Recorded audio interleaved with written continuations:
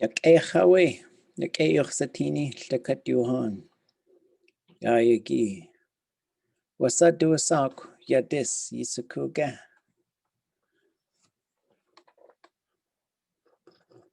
Full moon. Ah, plague. We shanach disi, dis yadi, dis plain. Yidat koa. Oh, I looked it up.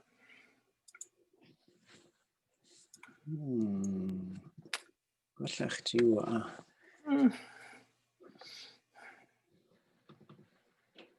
Yeah. Face of the moon. The knock. This, but that's Cajun Yagi. Ah. Yeah. Kokaha dis. Yeah, yidat. Takoyaki so yataga. Ha. Kunyaki so yawachi yadis.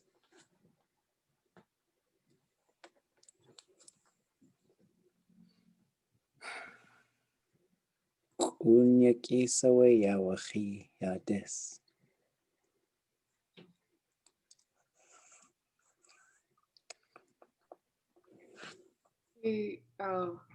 Gushuk? No. Cajun Gushuk Yagi Yawachi Yadis. Cajun. Jinkat.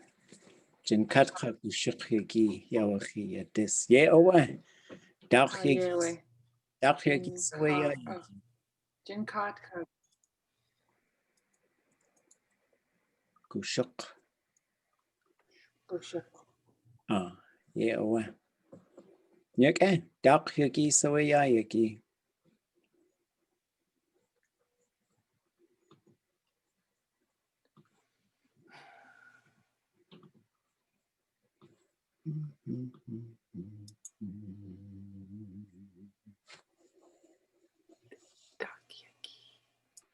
Nas Yagi Ute. Yata. Tatke awe naskegi. Ya yagi koa. Da kun yagi aya. Ya yagi. Ya awe. Tlak yagi awe achit. Chat cheos. Dach yagi sawe ya yagi. Gled chak in a chat cheos. Ya yita da kun yagi. Da sawe. Saturday ge. Tlak. Monday ge. Tlak. Sunday ge. Tlak. Tuesday ge. Tlak. Dachuki Sawayaki. A cut sewak akaya Thursday. Yata do to us a gukwa. Kushliach Dachuki Saway. Dachuki Sawayaki. Ah, Dakunyaki. Dasaway Tletkach Enach Thursday. Thursday morning cartoons again. Claik, Saturday, Sunday Katsku aya. Way cartoons cookwas, ye cookwasti. Hesh just the Tukyagi aya. Yeah, well. Gunchi Shuhan. Ya Shukwa aya. Yich akwawus. Claik aya ha in kananik. That's the way. Itu yik adat. We Tlingit chaya achchi. Ka Tlingit yukitani. That's the way ko Wash.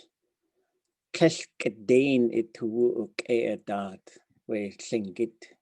Chi achchi ka Tlingit chitani. Tletkach enachaya yich akwawus. Gwash. Zuk gewe Tlingit. Ito I guess a good Tlingit chenach yuchi atki. Oh, dasa dat. Ḳutí. Chadat ti nechsahayati. We naa.át.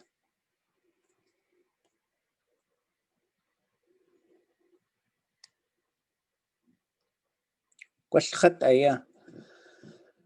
Tatge. Ya. Cynachwe ach da. Ḳutí. Ako Jin kat ka ka ashu. Ach tu asagu. atwatuaati khatqa akheki qa hakekliati.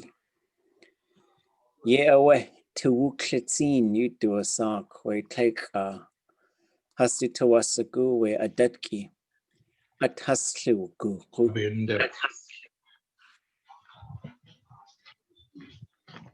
Aka awe gwash at hasluku we yake at hastujide has ati we tuwuklitsin.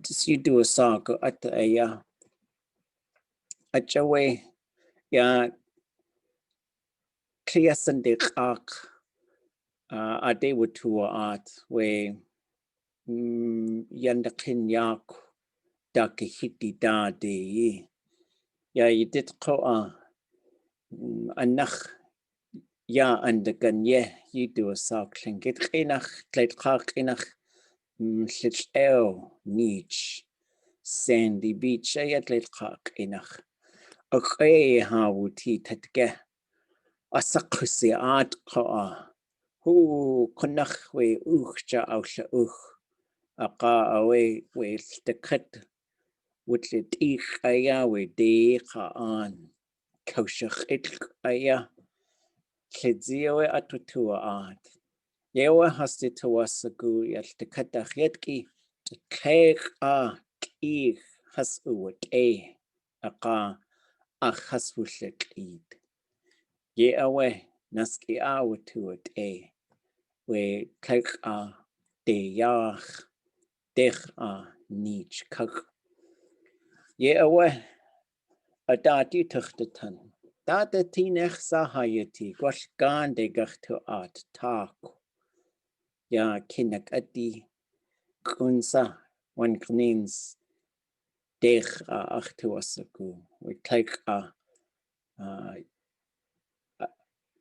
away Kallachwatchan ya Táax'aa away Tlingit ye we wash what's that do so Tlí we wanna do wutin wudu Tlingit ye awe ach tuasagu yecha we wanna do ye awe ya dech akinak di kasach ach ye wutin ya het kitso Tlidzi ya has to talk to naa.át has to eat Xutíí on ya Khunachawe we achit Cajun we do katagu achawe one qanins to eat Xutíí nuch do naa.át tin huqa do glak has to tawasagu gande haswaati huqa tlek just truth sin we cooktin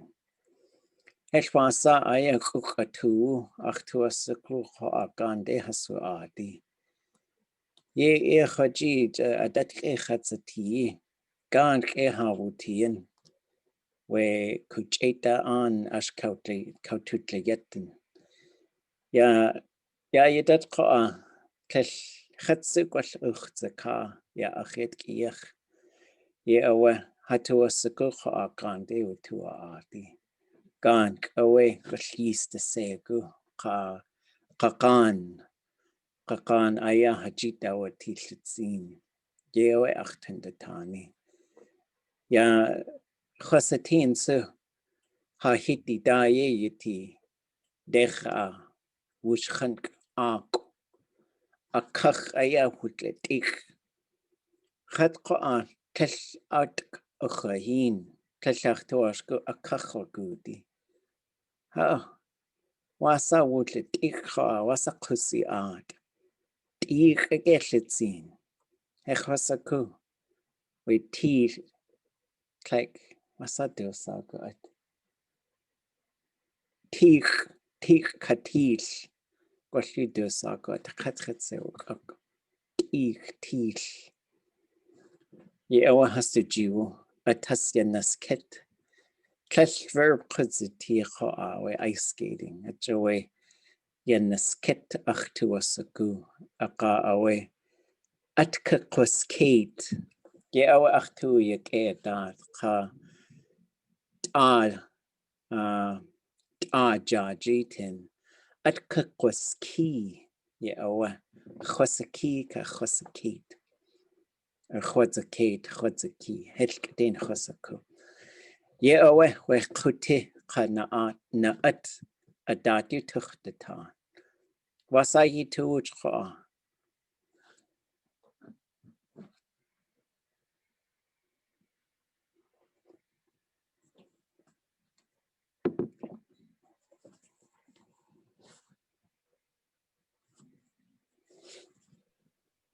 Yigo aya Juan Gande Yigudi at Yigudi. ख़ुतí just kunach kusi at Táax'aa kusi at yayagi and anti tkechat yati dana ina anika. Hel achtwa ushku Gande chogudi. Just ach recycling chosa in agawe just nil tu the kadyagi nil tu yekatati at chosa I agawe just chacha shrimp tacos chosa I kunahuke. Oh, helchait. Okay. Kunnel cheese. Adusatsu yukakwatan.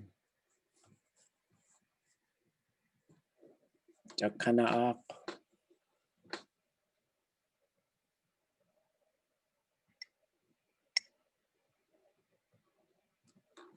Yisikuke dasewe Ḳutí.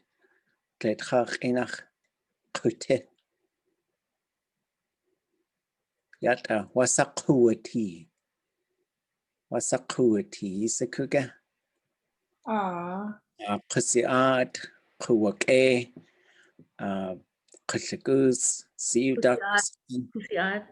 Ḳutí, yeah. Qeqa. Wan qanins qoa daqqa qu'uwu. Ha'in shtu has altu. Ye'awe wan qanins ha'in has yukanik. Kelli saku Ḳutí. Daqqa ani qunakha we Ḳutí. Ye'awe. Yake. Ḳutí aya tletchach weather. Ḳutí. Ka naa.át ye'awe dat you tuchtatan.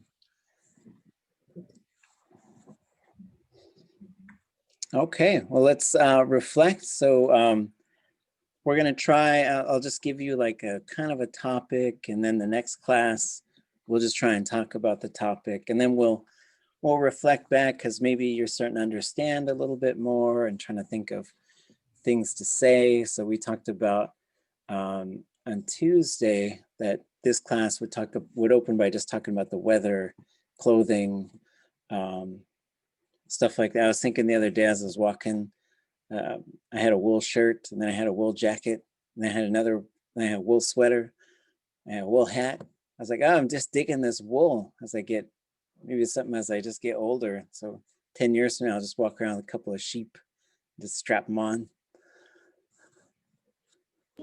Whoosh, okay. Whoosh. You get a whoosh kudas to be a holy sweater.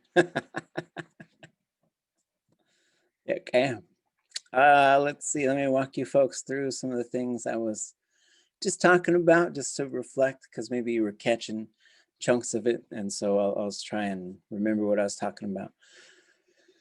So I started off by saying, I want you folks to think about, maybe say two things that are working pretty well as far as being able to understand Tlingit and speak it, and then share two things that maybe aren't working too great. Maybe things that you wish were just working a little bit better. Just a little chance for us to check in. We only got a couple classes left before this whole semester comes to an end, and then hopefully we'll be doing it again next semester. But we'll also talk some strategies about what to do over the break so that we're not just, take a break, but don't take all break, just ways to if you're not staying in the language, you know, it's real easy to backslide a little bit. So, but we'll talk about things that maybe could be fun and not just all work all the time. Then I was talking, I remembered we were going to talk about weather and things to wear. So I said, it's cold here. And yesterday I wanted to take my kids and our new puppy for a walk. And so we went down to Sandy Beach because they're in this program, Tlingit, where they get like, they can enter for prizes or something if they go do the walk. So we went down the airport trail the other day. So I think I called it, the trail around the house of the flying boat. And then we went to Sandy Beach yesterday and it was really cold and very windy. Everything was ice and everything was slippery. But we had fun and they had to pick up 3 pieces of trash. So we found 1 piece on the side of the trail and then 2 pieces out on the beach. And we were all cold, so we all came home. And then I think I said, I was talking about wearing wool. It's made out of sheep hair, so wanaduchaw. And how I had a wool jacket, I think. And then I was talking about how people are ice skating on the lakes by our house, which is really neat, but how I don't trust the ice yet. So it doesn't seem like it's cold enough, but people are out there. But I thought I saw water by the edge. And so when I see water by the edge, I don't go on the ice, but everybody's different, I guess. People out there with their kids and stuff. I'm like, y'all crazy. And then I was talking about, I think I kind of wrapped it up, maybe right around there. And then we're talking about Anchorage being cold. Do you want to reflect on what you were saying? I wanted to say, good luck out there being outside, you guys. I'm up here in Anchorage on Dena'ina land, and it's so cold. How cold it is, and I don't want to go outside. And I said I just took my recycling. But I said in, and I know that's like in a container, but my recycling was in a container, kind of. And I said after that, I was trying to say I just stayed in my house all day and I just cooked things and ate things, and I made shrimp tacos. Okay. Yeah, that's a good one. That's in, like, as once you said it, I was thinking of like a single container, like a small, and so if you're taking multiple trips or something, like kajesh might work, or khoya would be like, it's literally like packed it on your back, but that one tends to work really well for like hauling stuff, or khut if you had to, if it was real heavy and you had to drag it. But yeah, that was good. Sheesh. And then we started talking about, let me put something in the chat. Everybody say Ḳutí. Kushtiyach. Kushtayach. Ḳutí. Has anybody heard that word before? Weather. It sounds like a weather thing, but it's kind of an interesting word. It would pop up right before a verb, kind of like, or maybe at the beginning of a sentence, and it means like it doesn't matter. Like, so if I was talking to my kids and I say, but it's cold outside, I say, doesn't matter how cold it is, we're going outside. So it's just a fun one to have. I know when the elders would use that one, they would usually be laughing or something like that.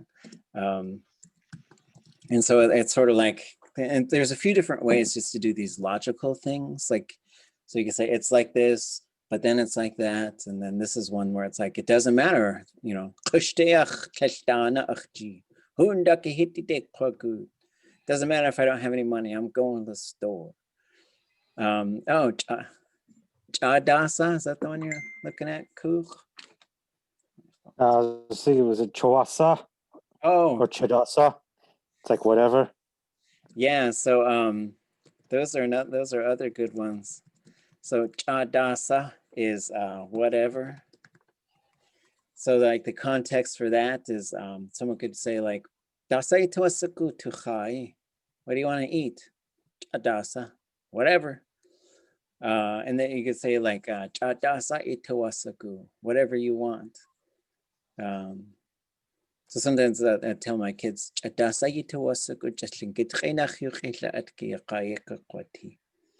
whatever you want, you just speak Tlingit and it'll be. So I'm trying to trick them, trying to get them to speak Tlingit. And then Chawasa is kind of similar. Here, let me put this one on there. Get a little separation. And this one is however.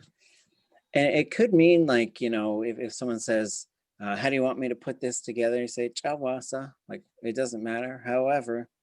But it could also be sometimes kind of a negative thing. Like you say, ha, Chawasa. They just did it kind of any old way. So it could be seen as kind of a little bit sloppy. Kind of depends on the context. But then there's another one which is kind of related. And Chakugei. Everybody say Chakugei. Chaku. Chakugei. Chakugei. Chakugei. And that one is I don't know how to spell that word in English. Maybe, is that right? Looks like haphazardly. I don't know. But it's Hazardly. just messy, sloppy, carelessly, recklessly. That's Chakugei. I don't know if it's the same thing, but it always, every time you say that, it reminds me of that name, Chakuge. Huh? Isn't it the same thing? Probably not, but who knows? It's very sounds similar. It's like there's these, someone told me about this Lakota family down in South Dakota, and their last name was Don't Know How, so they changed it to DK How. That's pretty good. I think my great grandfather's name was Chakuge, but I don't know if it's Chakuge or Chakuge. Yeah, because, well, if you had Chakuge, it would mean like it's just this big. Right. Right. And so, or it's just this many. But Chakugei, so it's got to have that little suffix on the end. That would be the reckless one. And that's sometimes like some of the elders I used to work with, they get a little fired up and they'd say, hey, just Chakugei, you I don't just talk any old way. And I was like, oh, yeah, I know. So, okay. I have a question. Uh, When you were talking about wool garments, so when I look up wool, it always, or maybe what just where I was looking it up, but I look it up, it's kakeng, kakeng, like wool, like yarn, wool. But when you used wool, you used a different term. Tlingit. So Tlingit is the old word, because that's what they used to call those blankets that they used to get. That's like the first wool that came out. We had the Chilkat blanket, right? So, but we weren't really making like a bunch of clothing out of it because it's such an intricate process that we're making atu. It's not day-to-day stuff. Right. But then when those wool blankets came up, those kind of navy colored ones were probably those first ones that came among us. And so Ţí is what those were called. So it can be a blanket, but it could also be wool. So if you look at a word like Ţí Huan is socks, it's literally like wool boot. Doing good? So oh, good. The red car. So yeah, Ţí is so wool is Ţí. That cocaine is really just yarn. Yeah. Yeah, that's just yarn, but it could be like wool yarn too. And so then I was saying wanadu chawu tin wudutliach. It's made with. So this is another sort of pattern. So you'd have a noun and then tin wudutliach. So you'd say it's made with noun. So you could have, noun. So you could have whatever noun you wanted on there. It goes a little bigger from a document.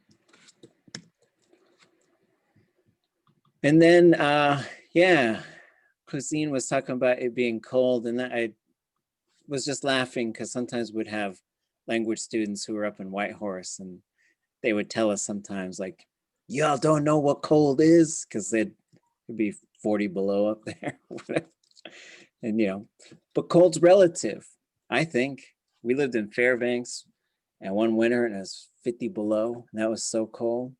Then we went down to, we were really lucky. We got to take a trip, and we went down to southwestern Oregon, where it was 40 degrees, and it was really warm to us. But then after 3 days, it was cold.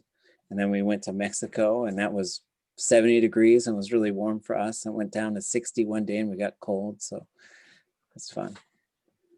Oh, there's a Táax'aa. Let's see what this is. Ţutí.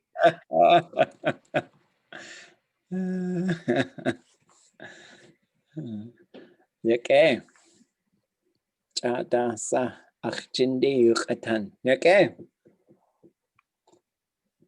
Which is it, yeah, because like but it's pretty fun, like talking to the hand, because like which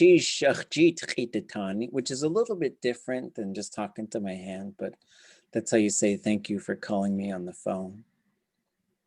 So it would be achjit. That would be the telephone one. This one works great.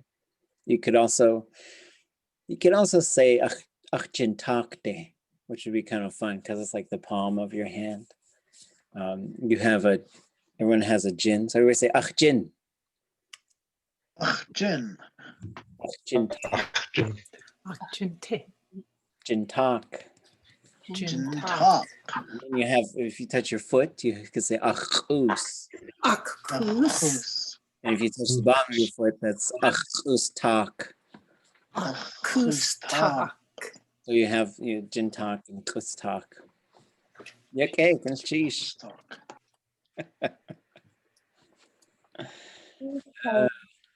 Kashu kawadai talk adachkashnik akavshik. Oh, okay. Achtos chasatini. Talk. Geez.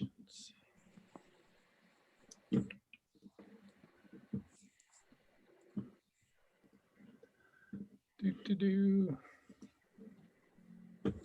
While it's loading it, I think you could say just neshi tliyek echatuti. I was just staying home. Nehi kliech yechatwuti.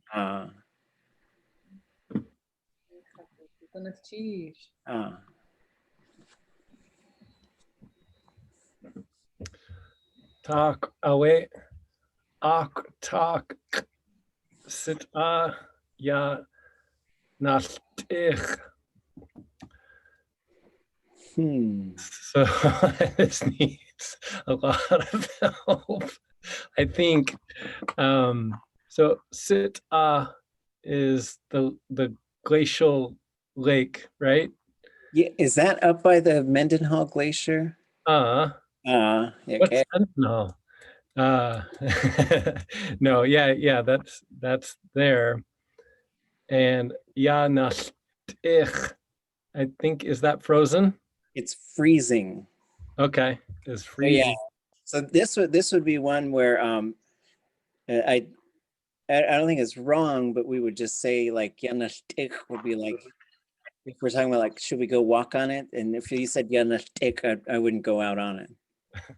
You said Wutitich, that would be Wutitich would be the perfective, which means it has frozen. So then I'd be like, all right, well, let's go out on it.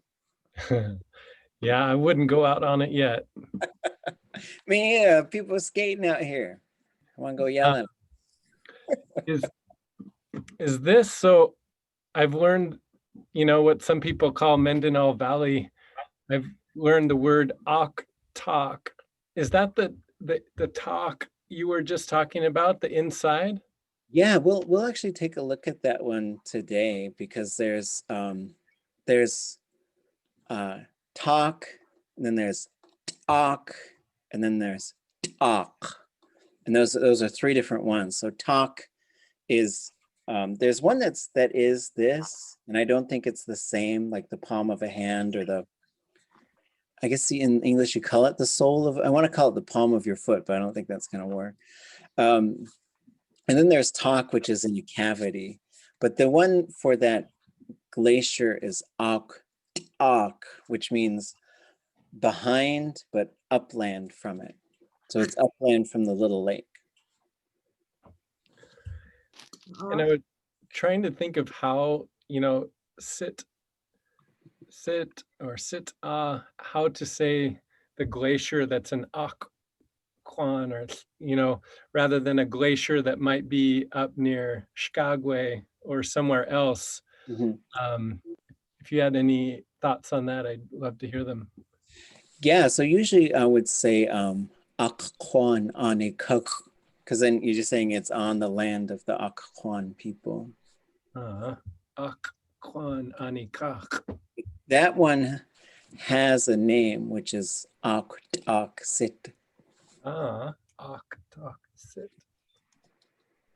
Oops, I didn't hit the wrong button. And let me check let me make sure I get the talk right. And I think that's one that's not, the full name of it isn't in the Thornton book. So that was one that was, there's quite a few place names in the Auk area that luckily Marie Olson has shared with us. One of them is sit. And then another one is Wush Ich-uhin, which is the name of that Mendenhall River. I'll put them both in the chat. Yeah, because that wasn't what it looked like in the book. Mm-hmm. Yeah. Let's cheesh.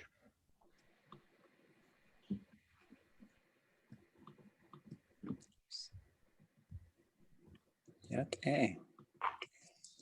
So here's the talk that we're looking at.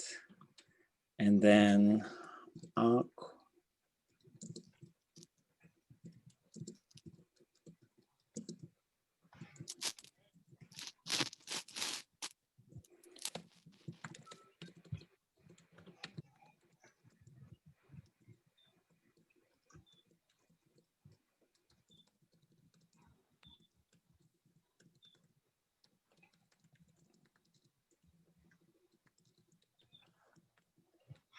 and then Wush Ich-uhin is it runs itself silty.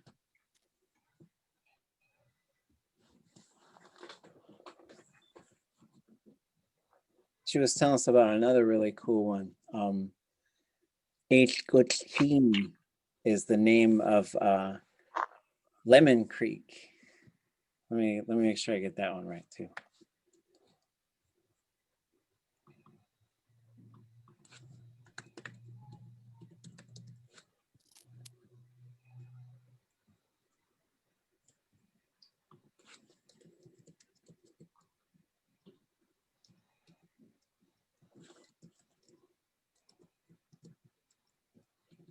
Medusa Mendenhall. Medusa way. Isani Yoksha. He was just some dude's boss, I think. Like a total, like, I mean, sorry to his family, but like not a relevant person to hear. But he is, I think we gotta change all of them. Except maybe the mall. Let's just let him keep the mall. And then he can have the mall. But the valley, it's just Mendenhall everywhere. It's like some, because I keep asking, like, did he like save a busload of babies, or did he, what did he do to just have, it's so strange. And so like, I was just presenting on this yesterday, and I was like, here's the problem. Here's why people want to change names. Because sometimes people are like, why do you want to change the names? Because like, okay, it's a long time ago, this late call comes around, and it's like first one to come around and starts talking to people. And he says, okay, what's this place called? And they'd say, oh, Yataka, sit. It's like, oh. So then he goes back among his people, and they say, hey, what was that thing called? He says, me. Right, I'm just so over it, so over it. So yeah, one of the things, since we're on the subject of place names, and we'll come back to you, Kashuk Kawadai, to look at more of your stuff. There's this thing that we're going to try and push through in this next legislative session, and we probably use some support, because when we motivate people, then you could shift politics in Alaska, because it is very small. So we're going to restore a bunch of place names. We're going to try and get this project going, like a 5-year project. So step one is we'll find a bunch of places and we'll say, oh, well, that's just spelled wrong. It's spelled K-A-K-E. We'll just fix the spelling. That's all we're doing, is fixing the spelling. And next thing you know, people are going to say, and then we got them. We hook them. Hopefully they're not watching this. Shh. But it's just Skagway. Oh, that's Skagway. Oh, Klukwan. Yeah, that's Klukwan. Angoon. Yeah, that's Angoon. So we just do these ones where it's just submitting a spelling correction, but then it's going to have the tone marks and everything, right? And we're trying to do that statewide and do as many as we can, and just say, y'all, we're close, but now we're going to help you get there. The second thing is we're going to look at taking names that are associated with colonial violence. Like Joe Hodge, he told us that some Tlingit women got assaulted at a place, and then the Táax'aa, they called it seduction point. And we don't want to be associated, we don't want anything associated with that kind of story. So we'll change that back to what its name was. So we'll take things that are really associated with colonial violence and racism, or just stupid things like Fubar Creek or something stupid like that. And we'll just say, that place has a name. Got changed. Yeah, and so then step 3 will be this batch naming process, where we'll say, well, there's no official name, but there's a Tlingit name. So then, and we'll do this for outside of Tlingit country, we're gonna do it with other languages too. So we'll say, instead of going through the whole naming process, we'll say, here's 200 names, put them on the land. Then the last phase is gonna be the hard one, where we're gonna have to take some places and say, you know what? We gotta change the name back. So yeah, Rapinski, sorry, whoever you are. Mendenhall, keep your name. Go ahead, But someone was telling me, who studies Tlingit, and she says in Haida Gwaii, when they did this, they had a very respectful ceremony. So they would commission a bentwood box, all carved up real nice, and they'd take that name, Mendenhall Glacier, put it on a piece of paper, not like making a joke or anything, and then they would put it in this box, and they would have a ceremony where they give it to some, like maybe we'll find some descendant of whoever Mendenhall is. We'll say, here, we're returning this to you. And just like a real honest thing, and just say, yeah, thanks, we'll give that back. We have one already. And so, but that's gonna have to be a multi-phase thing, because like, what are you gonna do about Juneau? People are gonna fight you. What are you gonna do, what are you gonna do about Petersburg? Some of them is gonna be a real fight. Some of them, I don't think they might not be as big a fight. So we're gonna have to be strategic and say, which ones can we do? Like, we should do them all, but some of them might have to go into the long, that's the long battle, right? Take the ones where you could beat them easy, and then, then we'll do the hard ones later. So, but that's something that's gonna be coming up. So I'll keep you folks updated. That's gonna be once the legislation, they're drafting it now. So this is Representative Jaren Tar. It's her office. It was her, like we've been talking about this, or I have anyways, for years.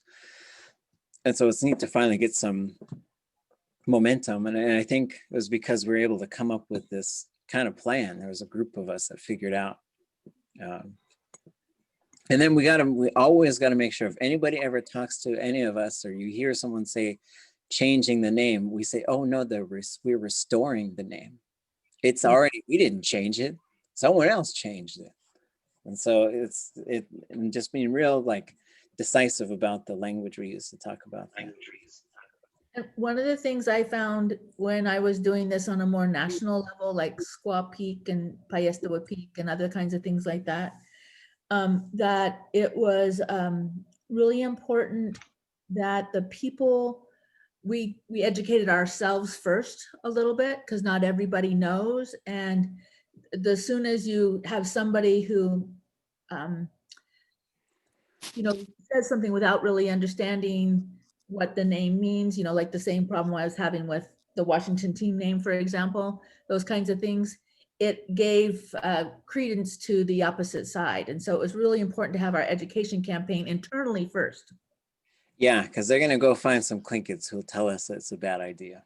Yeah, I'm sure they'll go looking for them. So yeah, good point. And we're also going to lead this initiative where we'll say, oh yeah, we'll make recordings of the names. Anybody could learn Tlingit. It's if you call the ambulance, they're not going to end up driving into the ocean because you said the name wrong, and the building's not going to fall down because and so there's going to be lots of things, I think, that people are going to use out of some weird kind of a fear, I think, of having indigenous names out there, and people will teach them how to pronounce it, because some of them, if you go back in the chat a little bit, Ţ is not an easy one to say, but going back to that one, Ţ. The part is a slough, so it's like that's a landform type of thing. And then heen is the river. But I've always wondered what the good part is in that name. And then we were talking to Marie Olson, and she said it's an underground spring of hot water, warm water, not hot. It's not like a hot springs. And I don't know what to call it. I was trying to talk to my scientist friends, but in certain places you get a warm current that comes up. It's a geologic warm current in the bottom of a river. And that's where you get these late king salmon runs. So that's why the eagles are all over there. And that's why they're up at Táax'aa as well. It's because there's these spots with these warm currents, which is the good. And that's where, and the eagles know all about it, because they're like, oh man, we're hungry in November. We gotta go with the salmon. Oh, warm upwelling. Yeah, that sounds good. I just thought there'd be like some kind of fancy, like just a term, just like, I was like, how come you guys don't have a term that just nails it like we do? A little punchy today. Sorry. Go ahead. I appreciate your diplomacy, but I wouldn't underestimate the opposition to indigenous names. I believe that part of what you hear when people say they don't want to use that name or why should we change it is still an effort to erase indigenous history and presence. Yeah. So yeah, you don't always have to be fierce, but watch out.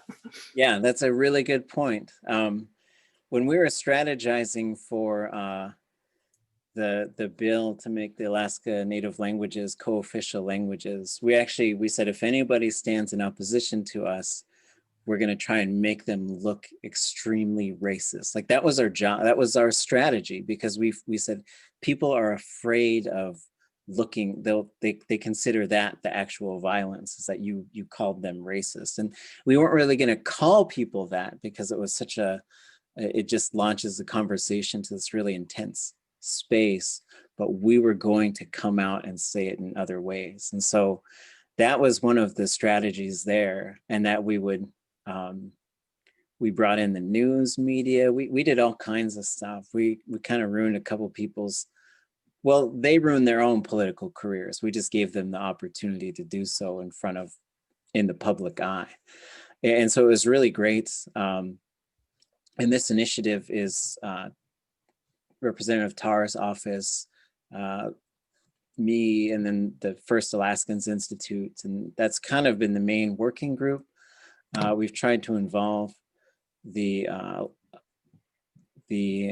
Alaska Native Language Preservation and Advisory Council, but they're just really kind of aware of it.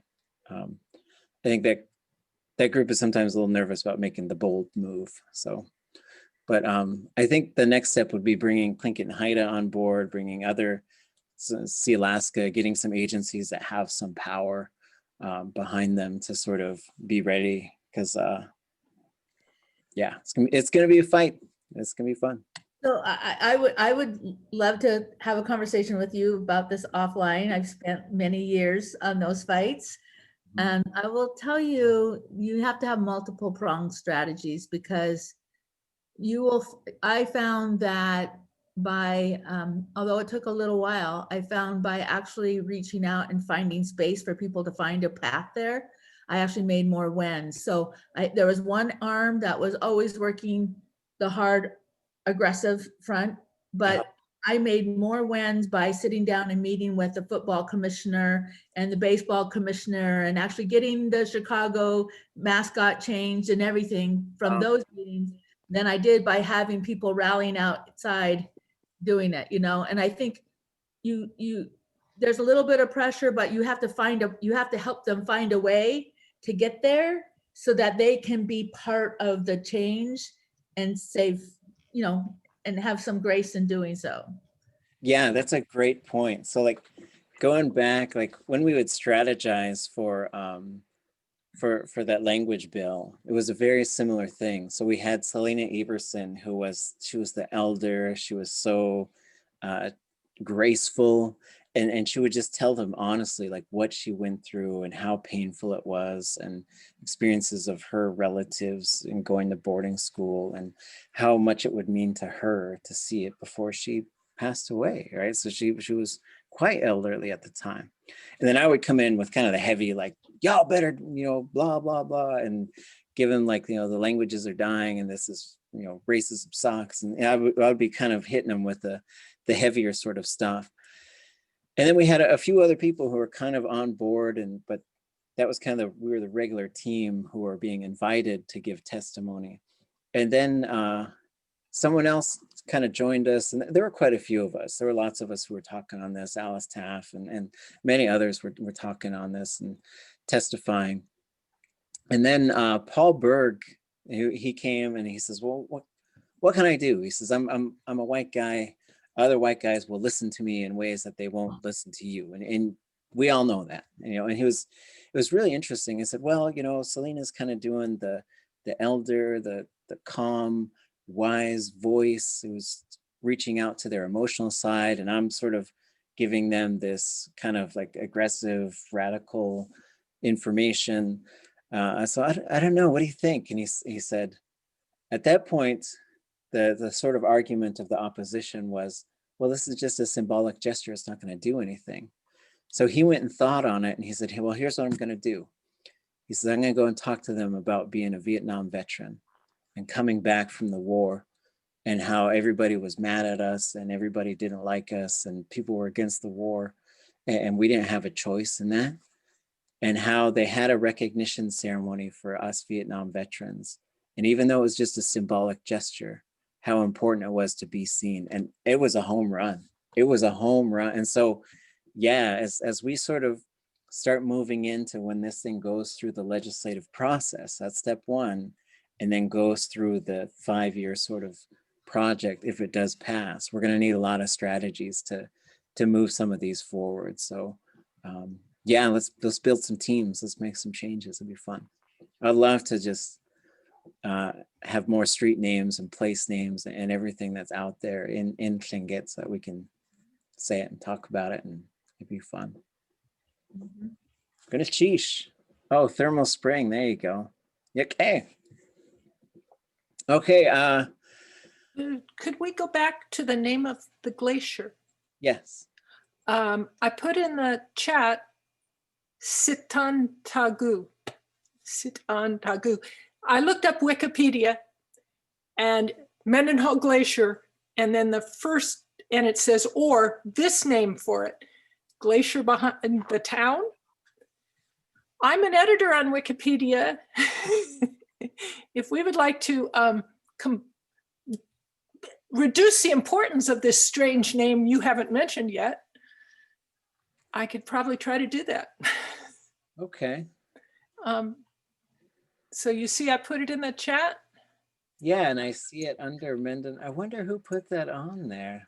Oh, we could find out, couldn't we? We also have ak, tak, sit, so that's good.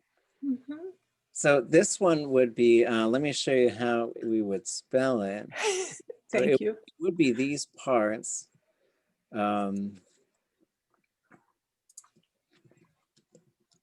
And I don't think this one's wrong either, because the Tlingit parts are obviously in there.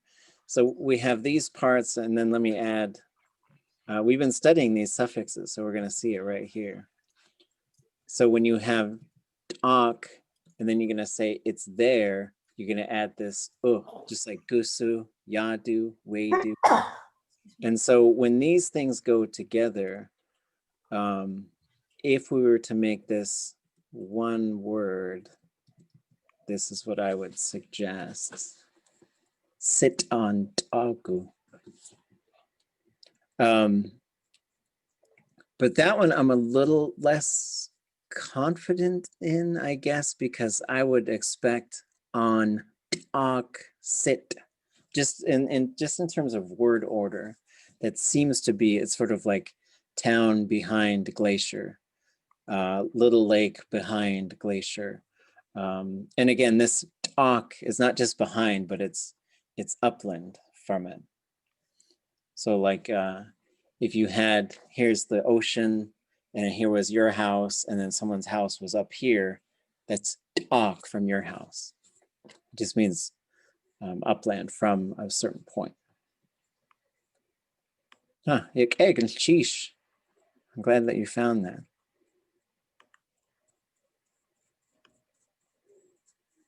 Okay. So going back a little bit, let's all just take a moment, if we could, because you know, even if this class wasn't all virtual, I'm sure like sometimes I just wouldn't hear it would just sort of blend into the rhythm of the lessons and the activities and stuff where I might not hear everybody's voice. So I would just like to hear at least one thing that's going well for your ability to understand and speak Tlingit, and one thing that maybe needs a little improvement. So whether this is a self-assessment or just, hey, if we did more of this stuff, it would help me. If you want to, then you can assess like what we're doing here. And because learning a language is just interesting. And I think learning a language has to be a little bit of planning from everybody, because I got a plan, and then maybe this plan is going to work for you as well. So you want to do some of these other parts, but also just sort of like you could be looking at your own journey as well and saying, well, here's something that I don't fully understand yet, or just stuff like that. So a little bit of open sharing, and then we'll move back into our mosquito story and a couple other things on these suffixes that we've been looking at. So that's the plan for now before our break. It doesn't have to be like a life confession thing, just very casual, just a quick assessment of how things are going, just a little check-in. Okay, my little check-in. I feel like I need to make I need to like print out a lot of the things that, you know, like the flashcards or name things and stuff like that. So I just am surrounded by it all the time, you know, because I don't feel like I'm getting enough immersion in my daily life because I work all the time, and I get mad that I try to listen to something on YouTube every night, you know, to get just listening to elders' voices or whatever you have, like, you know, the advanced or re-listening to our classes. But you know, if that doesn't happen, then I feel like there's this gap, and I almost have to fill it again before I come to the next class. Yeah. So maybe I wish I had like a toolkit that says, here's everything that you should download and print, like those posters, and I should have them on my walls or my refrigerator or something. Great. Thanks.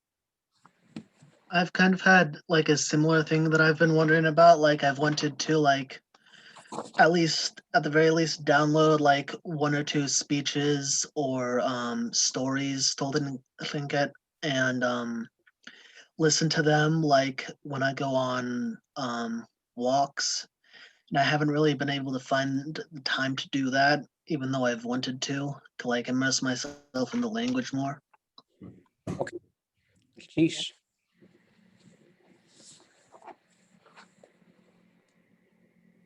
I think that I have been really focused on, you know, just learning different words for things and then like short phrases just to use with my preschoolers that I really haven't been working on, like, you know, the mechanics of things, putting things together. But when I was listening to you speak at the beginning, I picked up that you said you were walking and that you took your puppy, and then I heard the like flying boat, and I was like, what? That a flying boat? What is that? So I was like, oh, but then after you explained it, I was like, oh my gosh, I did understand that. And then I also was like, ice shoes? What are ice shoes? So that really surprised me, and that made me happy that I was able to gather that much. So even when I think I'm not learning a lot, I guess I am. So that's good.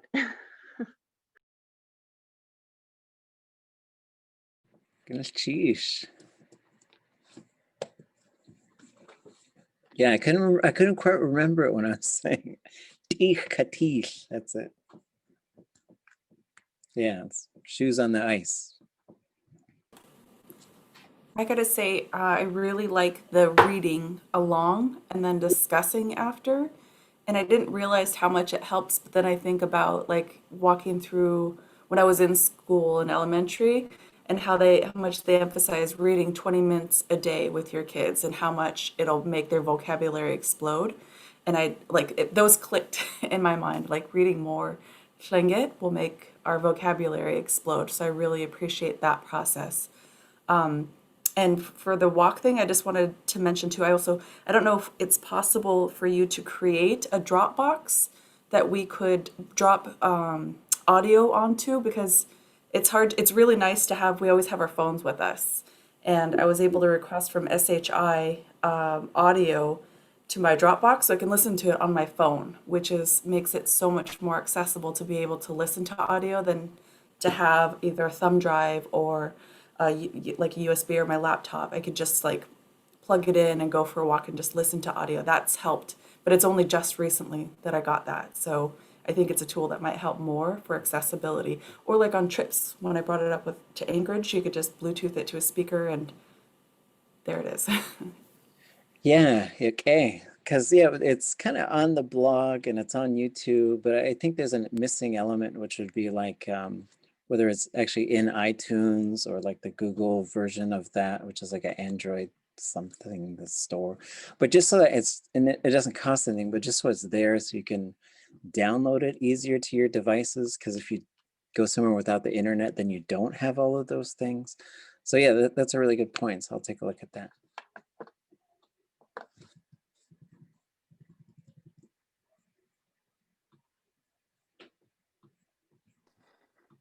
It seems like if you got a lot of things, kind of like what Kusine was saying, like just kind of piled up of responsibilities and can't really do the things you want to do because you got a whole entire community to contend with and their needs. It seems like it feels like lately I've been going backwards, and I know that ain't the case. I think my mind is not here,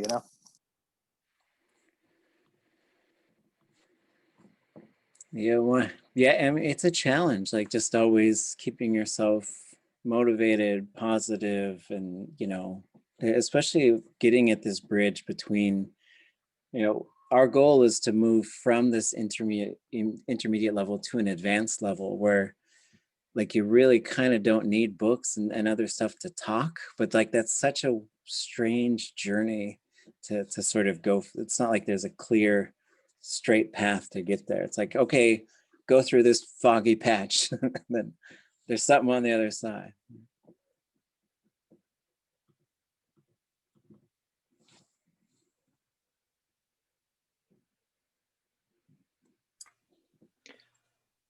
Gunastish,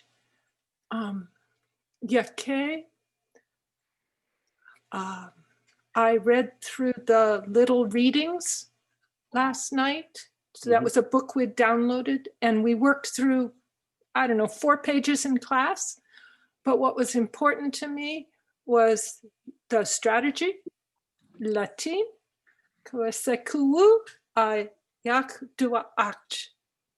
and last night I found, oh yes, I can recognize lots of parts of these sentences.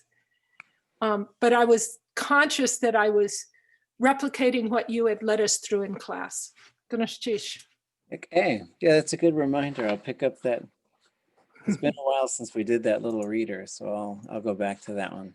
That one's so good, by Vesta Dominix. Sheesh. Did everybody get a chance to go?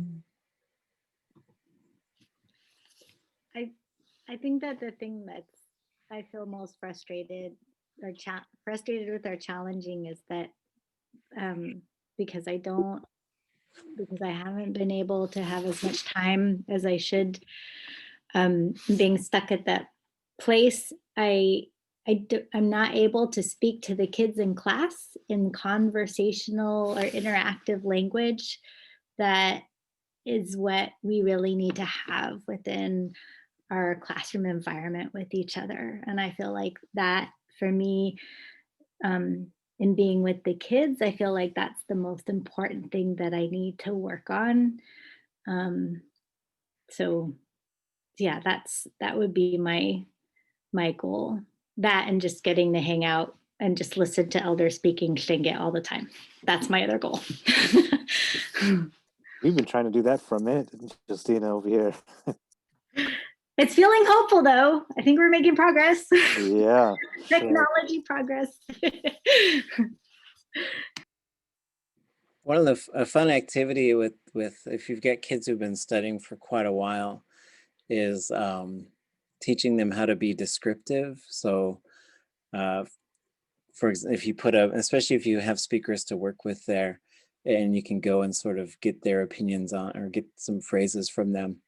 So you pick a whole bunch of familiar animals like porcupine, brown bear, wolf, eagle, raven, like just a whole bunch of familiar animals. And then you try and get 5 descriptive sentences for each of them. And they made a little game. They made kind of a card game in naa.át for this, so that if you had like a killer whale or something, and then you'd say like it's black and white, and it hunts in packs, you know. And so there'd be quite a few phrases that would work for both a wolf or a killer whale. And then you sort of, because one of the things I think moving from beginning to intermediate to advanced is becoming descriptive with your language, because at a beginning level you're just naming things. It's a ball, it's a bear, it's this, it's that. But then, you know, I say, can you tell me, if I didn't know what a porcupine looked like, could you tell me in Tlingit? And could you tell me where it lives and what it eats? And could you tell me what does it behave like? What do we know about it? And so that's a really neat strategy. And then sometimes you need to go to the elders, and you might get some really cool cultural information. Like we did this in Carcross, and I found out like a rabbit eats tree bark, and I didn't know that stuff. And so it was really fun because we played a game.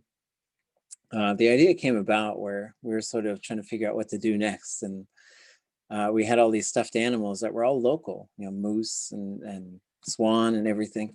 And so we broke into teams. And at this time we had probably 8 Tlingit speakers in the room. And so we broke into these teams, and everybody went up and took a stuffed animal, but didn't show anybody what it was.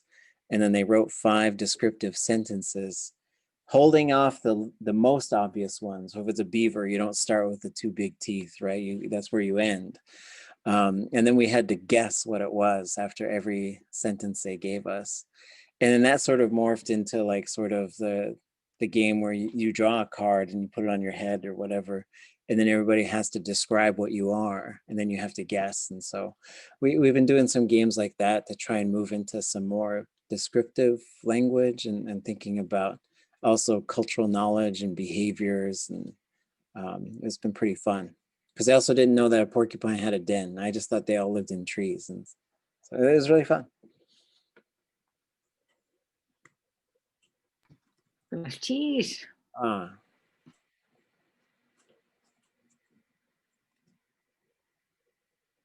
Anybody else?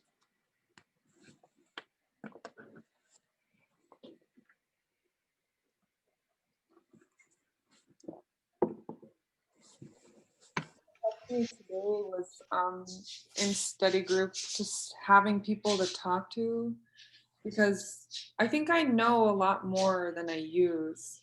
And so it's almost like having back stock of food that's like in the back of your cabinets and you never use it because you never look at it. And it's like just having that space where there's a few people I know pretty well and I'm comfortable making a mistake. It's like we're all there to study Tlingit, just like here. But just being like comfortable coming out of my shell to say things like, oh, I know how to say, did you write it? So I'll just say that in Tlingit instead of English, and kind of making that mental decision to do that. And then I feel like that helped me come to class and be able to try to speak in the language, because I kind of like warmed up a little bit, but just that little practice of like, if you know how to say it in Tlingit, then say it in Tlingit.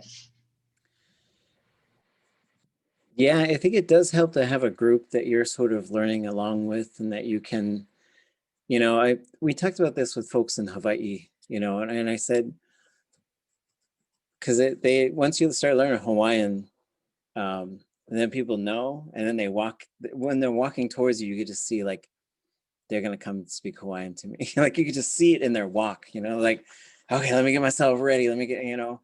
And that's what I'm hoping we can get to with our groups as we start moving in. One of the plans for next semester is to start letting go of English, and that's a scary thing. And I recognize that it's all of a sudden you don't know what to talk about anymore, and you sit there and then you overthink. The next thing you know, like you just can't even open your mouth to make a sound. But I asked them, I was like in Hawaii, I was like, well, what happens to people who just, because they just have this agreement, like once you get into kind of third semester and beyond, or fourth semester, I guess, and beyond, like you're done with English. Like they will not speak English to you, to the point where we sat in a class with them and we didn't speak Hawaiian. And they just kept saying, it's so weird to hear you speak English. And they're talking to their teachers. And so we're gonna, that's one of our goals, is to get to that point. And it takes a lot of work to get to that point and to maintain that space, and people can get offended and upset and frustrated. But I asked them in Hawaii, it's like, well, what happens if somebody just doesn't? And they're like, oh, well, they're just not around us. I don't know. They're just not around us anymore, I guess.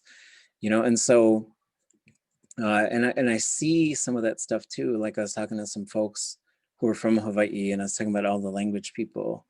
And someone said, yeah, they think they're so much better than us because they know Hawaiian. And so I understand, like people might get upset.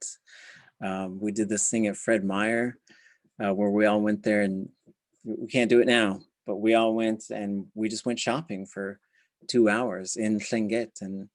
And basically I gave them 2 tasks. So the first hour they just went in groups and they just walked around and named as many things as they could.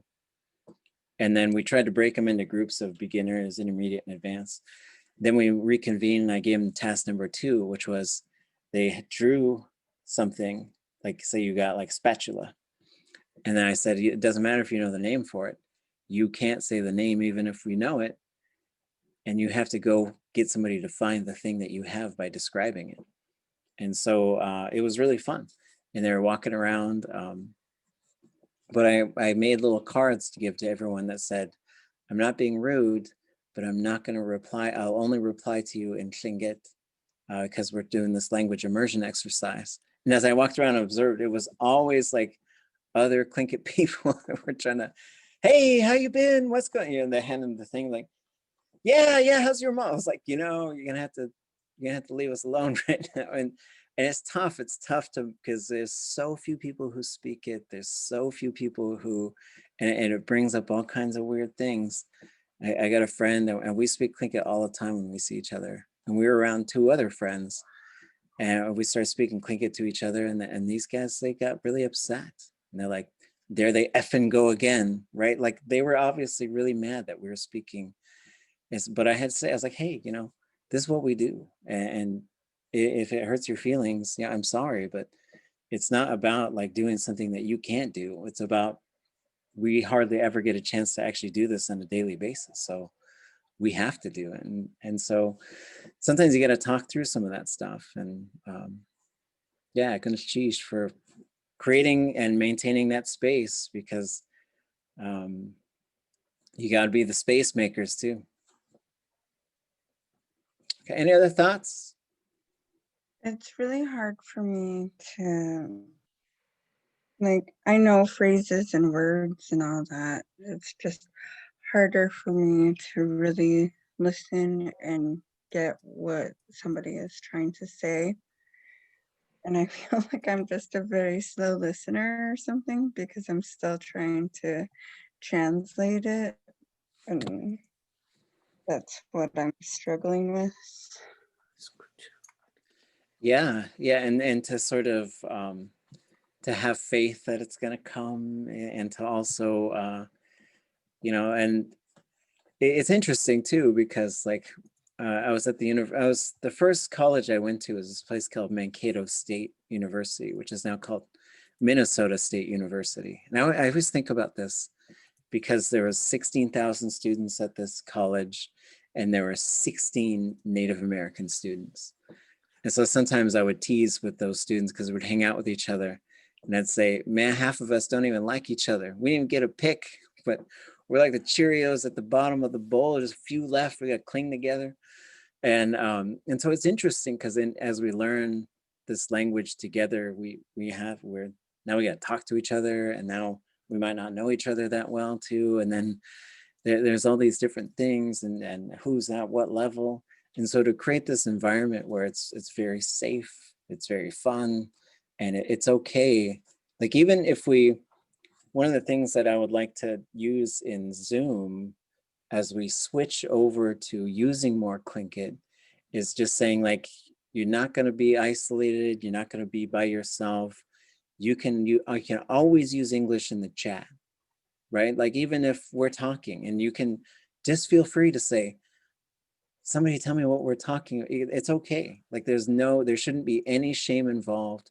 There shouldn't be any self-doubt. I think there's a couple of things that are really colonial things that are designed to help stop us. One is doubting ourselves and each other.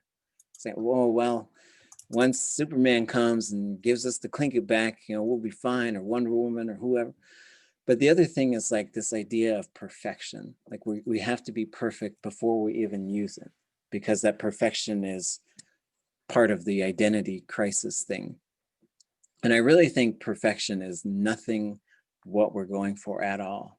Like if it comes out and it's just, there's problems with the grammar and there's errors, because some people would, as I started learning this language, I know some people, and sometimes it's a linguist who says it, and sometimes it's an elder, a Tlingit elder who says it. And they'll say, if you can't say it right, you shouldn't say it. What is that? No, like, do we say that to babies? You didn't say that right, baby. Shut your mouth, right? No, that's not what we're going for. So I just want to, every now and then we're going to have these little check-ins just to say, it's all good. It's all good. And let's just keep finding the tools we need to keep going, because there's too many people who have stopped over the years, and there's too many people who got stuck over the years, and we want to just collectively, we're all in the canoe. So like if someone needs to slow down and got to paddle slower, we'll paddle slower. I was going to say, I think some of my favorite things is like, even earlier when you were talking about, the dates and things like that, it's like, oh, I start like, and it's just exactly what Anna was saying. It's like, sometimes I feel like I'm trying to figure it out. I think that's exciting. Is when I'm hearing like these long, yeah, I know that. Oh yes, this, and it's like, it's almost like I wish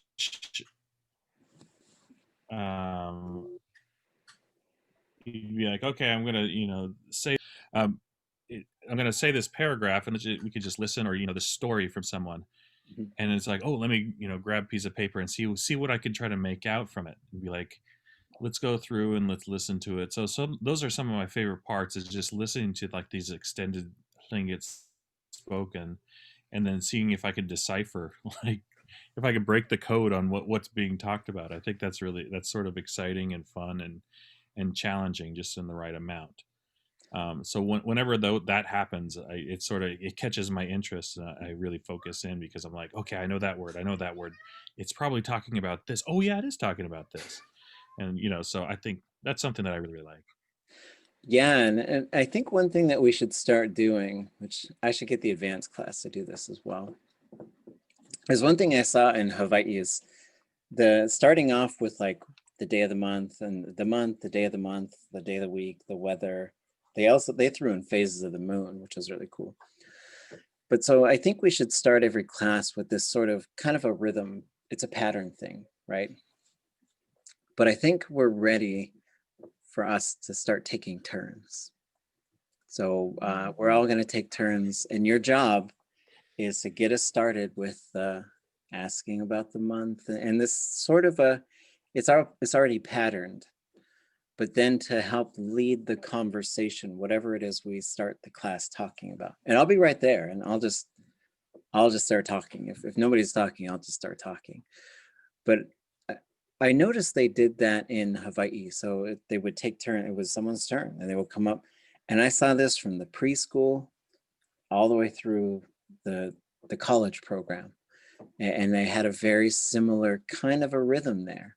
And so that, because if you want to crack the code, then sometimes you have to be the one who's up there leading the activity, because it just puts a little bit of pressure on, but it's also, nobody's going to fail. Nobody's going to, we're always ready to help each other. This isn't like nobody's trying to be the best or anything like that. But I think that would be a good next step, which maybe,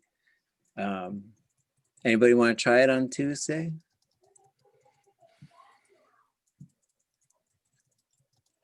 I'll try it. All right, Ganeshish. Would And you be yeah, the slideshow is up there already. If you need the slideshow, I can also put it up there on my screen. Yeah, just let me know what you need.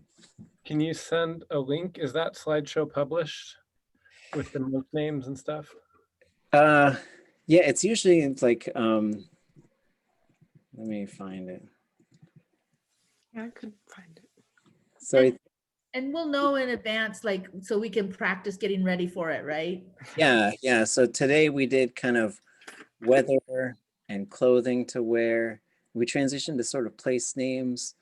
So we could keep doing that, or it's always good to pick a topic, so that we're like, okay, we're talking about this thing, and even if you got to just go write just write a few sentences to share something. And my hope, I did a graduate program one time, and we all took turns leading the class. And I found when one of our colleagues was leading the class, nobody said anything. And I was always like, why do we just let them sit up there all awkward? Like, why don't we just talk more? Because that's one of our colleagues who's leading the open. You don't have to teach the whole class. You're just leading this opening activity. That's all. But this is usually what I use. So this is the time and sequence slideshow. And what I'll do is I'll put I use Keynote, but I'll put a Keynote version and a PowerPoint version. I'll put links to that up tonight, so you can just download this. You could just have it, so you can, and then it has these questions here. These are kind of the questions we usually use. It's got these things too, so, and then a bunch of other stuff that we could look at some other time. But yeah. Yeah, okay, that sounds great. We didn't take our break yet, so we should probably take 5. Take a self-care break. And if you got anything else, if you folks didn't get a chance to share, if anyone didn't have a chance, you can when we come back, or we can just move right back into our Táax'aa. So we'll see you in 5 minutes.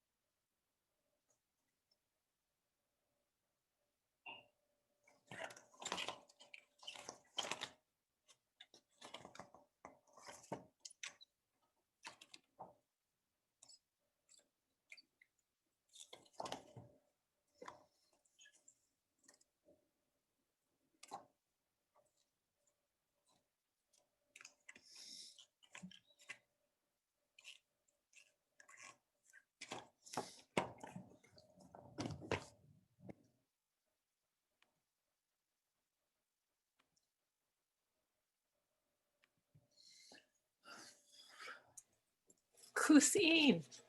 Hi. Hi. So good to see you here. I was Hi, good. no. Thank you for all the emails that you do for the ANS. It's wonderful. Oh, It really is. You keep us so well informed. thank you. I was going to show you my card that's going.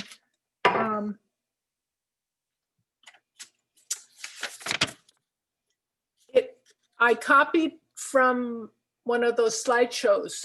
Yeah. And it says, "Good day, saya nigut. Good day, saya nigut. Where are you going?"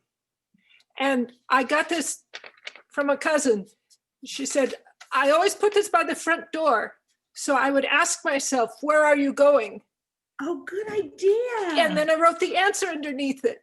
And so as you were asking for, everyday nudges. Yeah. I love that idea.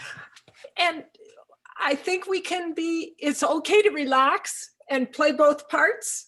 To ask yourself where you're going. It's not talking to yourself. It's not a bad thing. It's okay. I talk to myself all the time. Right. I'm going to do that. I love that idea. I'm writing it down right now. Okay.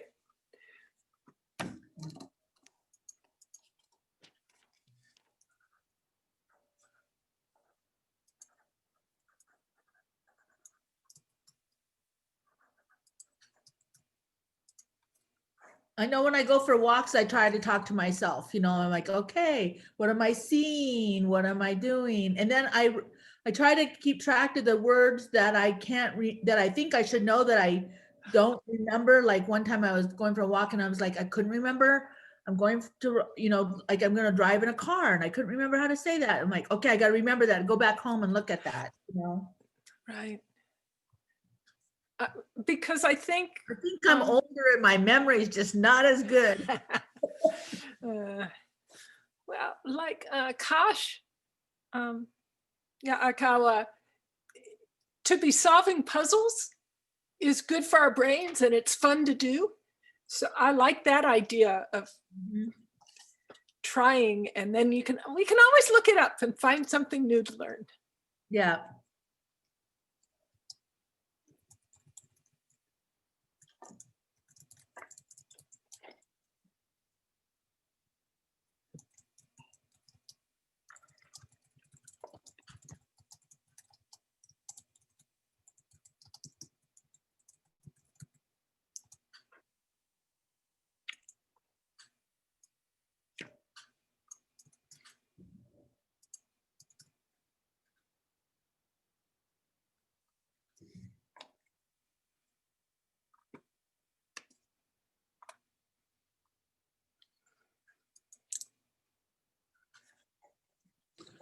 Okay.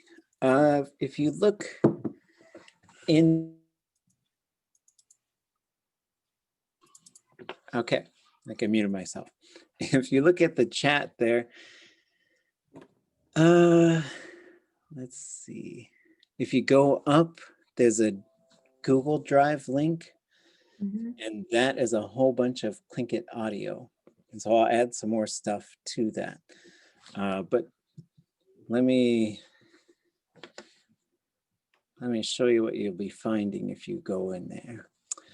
So you'll have some stuff from Angela Sidney, who's a Tlingit. She was Tlingit and Táax'aa. She could speak both those languages. She's from Carcross.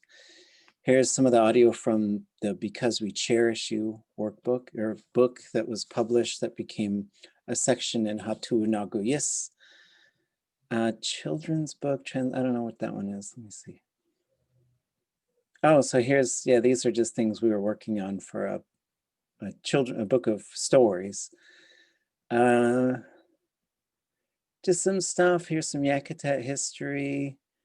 I don't know who that one is. That one's Jeff Lear and somebody. Jimmy George. Here's Tlingit Ach. There's the CD for that one if you have that phrase book. Here's some Tlukach Adi history.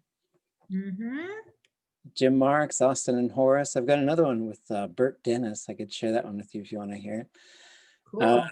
Nouns, some Raven Book audio. I'll start populating this with some other stuff. I'll show you folks. There's also this, there's a Tlingit curriculum folder. And let me show you some things that you could find in there.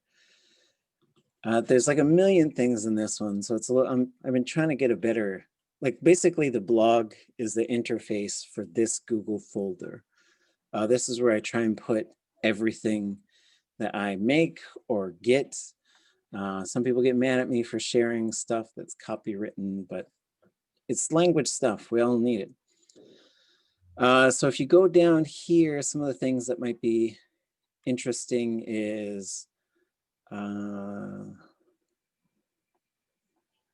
posters. So I know some of you folks talk about posters. What I'll try and do is just get a bunch of things available anyways, or see if I can get someone to sponsor it and print it so we can just have them and have a series. A lot of these visuals that we're using to learn direction and location and stuff, put some of those out there. These are really cool, and we'll take a look at some of these. And it's basically these drawings of this is for Tsimshian language. So this was done in British Columbia. But so we could take a look at something like this. And what we'll do is, as we learn some of these things like next to, under, around, we could actually use those here. And so like, maybe what I'll do is I'll give you folks, we'll just take a look at one of these posters and I'll say, go write a few sentences about this and let's share them. You know, so maybe we can do that. Let me find one. And then what I'll do is I'll just send you the link for it. They're seasonal, so let me see if I can find a winter one. Yeah, it's still fall. Cannery. They're the same.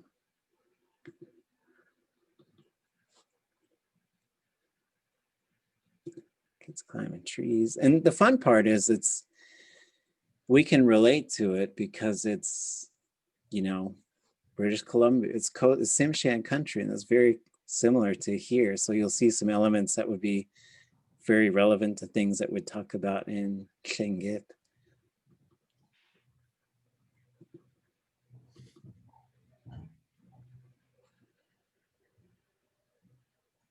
Maybe we'll start with this one. So let me send you folks, so I can copy the link here. And I upload the chats to our class in the evening, so you'll be able to get it there. So let me get the link, copy the link, and then, oops. So now the link is in the chat to that particular folder. I'll show you folks one other thing, and then we'll move on to something else. So in this curriculum folder, well, I'll show you a couple other things. If you go to language images and illustrations, by looking through here, so here's beginning Tlingit images. There's every image that's used in the beginning Tlingit workbook. You just make posters, do whatever you want with them. And then just where I sort of get, and then here's where I make illustrations for things like most of the things, a lot of the things that we're using, like let me find it. Here's location and direction. So here's where I go and I just make things, right? So here's dock and just trying to sort of, so this person is going dock because they're going into the forest. And this person is going dock because they're coming out of the forest into the open. This person is also going dock because they're walking away from the ocean. And these folks are also going dock because they're going out to sea. Right, so all of this stuff is in there. You know, use it however you want. If it's helping you learn, if it's helping you teach, that's what it's there for.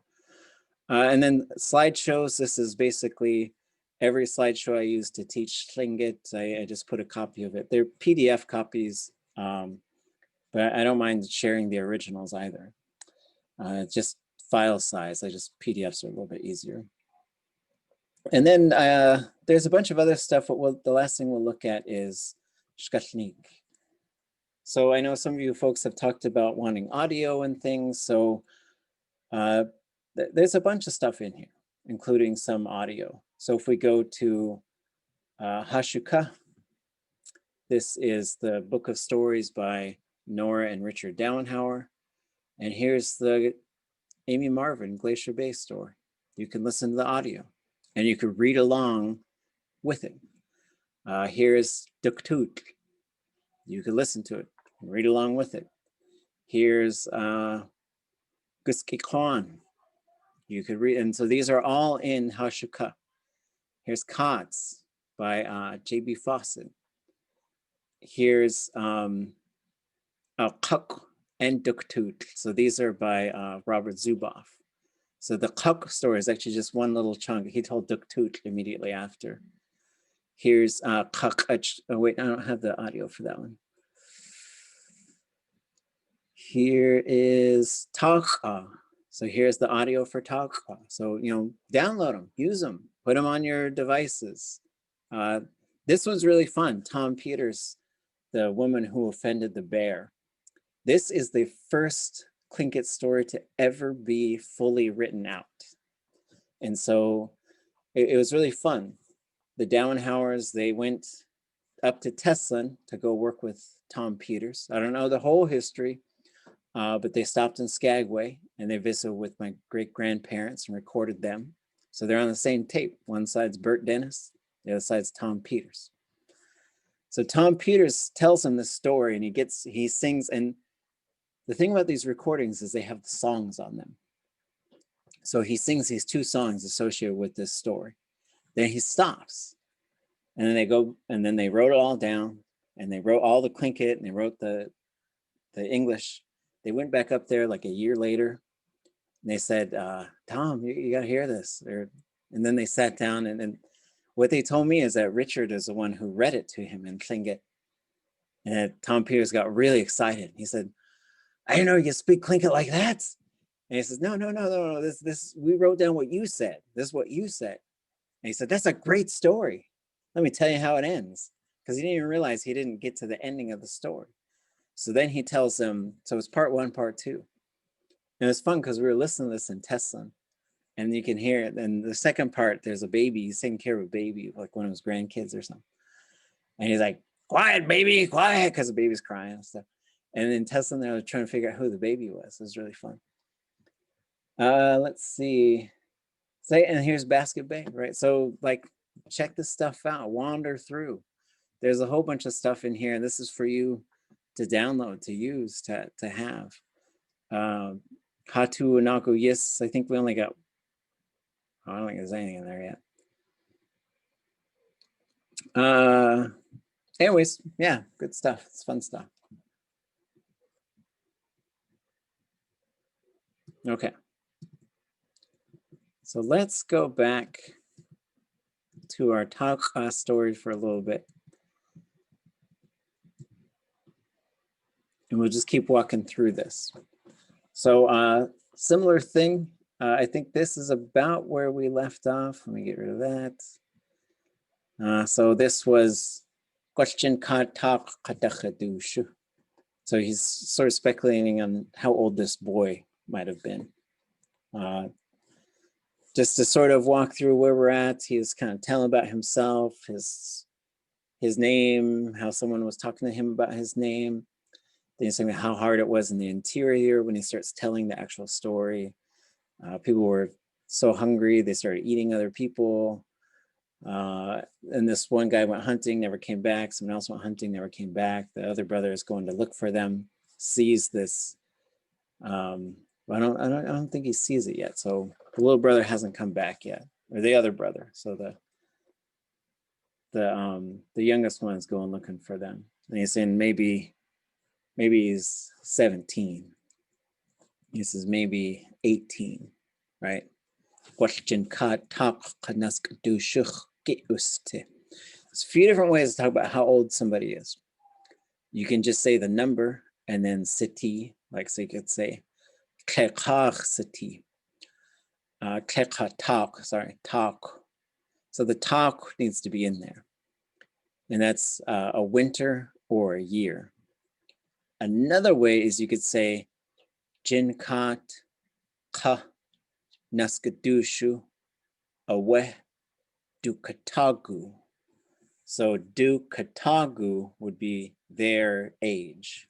When you say katagu, ikatagu, right? So a good example of this is a friend of mine. We started becoming real close in life. So, and he speaks Tlingit, I speak Tlingit.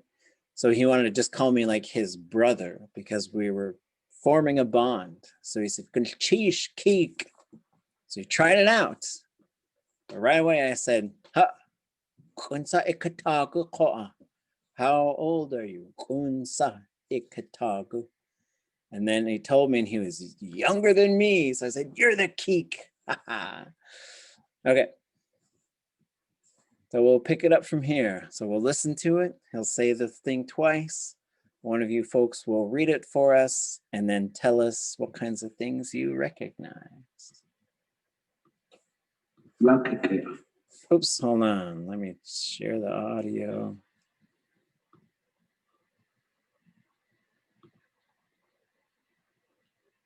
Where'd it go? Yakikea. Yakikea. Yakikea.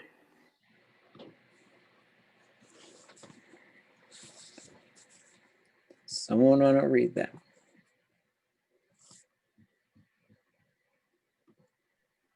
Yakikia. And sheesh. Yakikia. And anything you recognize in there? Younger sibling. Yeah. So yeah, kikia would be the younger one. So if this is a group of sisters, it's the youngest sister. If it's a group of brothers, it's the youngest brother. And so you could use this too. You say like, kikia. That would be like your youngest child.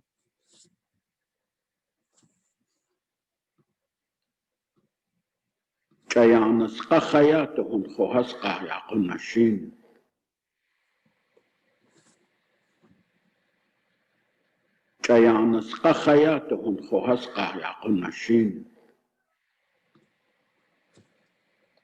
I get somebody to read this one?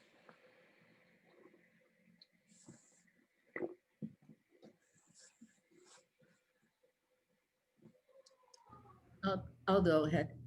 Aya naska aya tu hunach haska ya kunashin. Sheesh. I'm gonna fix one of these. Okay. Anything you recognize in there?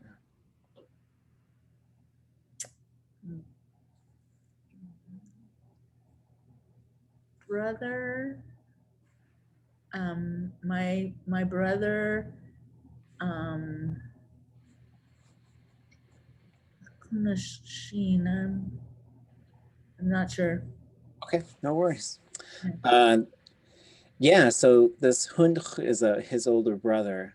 And then whenever you have some kinship term followed by hus, then it's brothers. So these are older brothers. And then we'll look at the other parts that are here.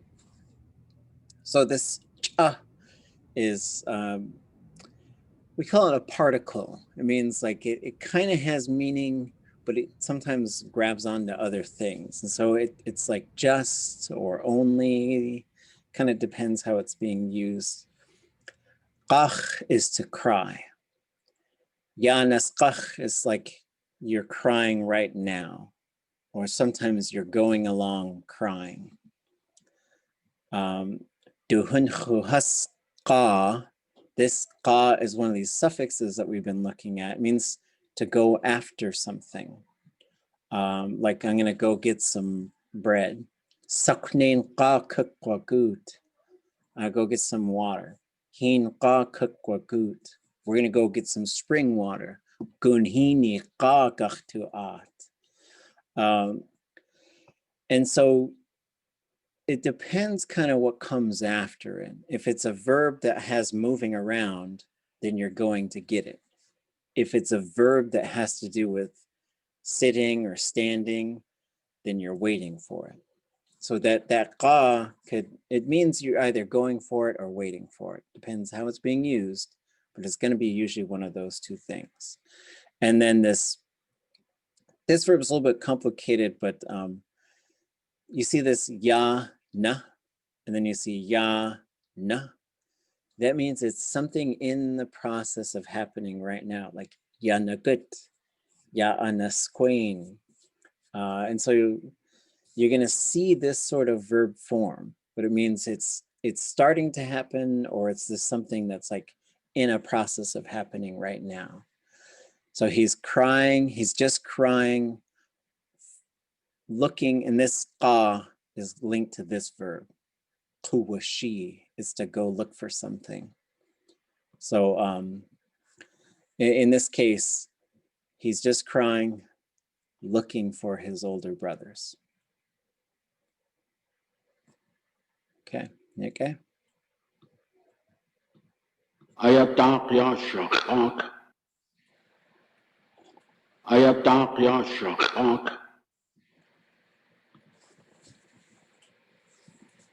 Can I get a reader?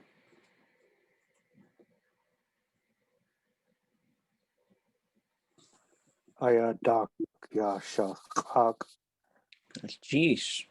Any things you recognize in there? Yeah, is he talking about a valley around a mountain? Yeah, yeah. Well, yeah. This is a valley around a mountain? Yeah, so chak is, there's a chak that's in between. And this one, let me listen to it real quick, hold on. Yeah, so this is actually, I think should be this one.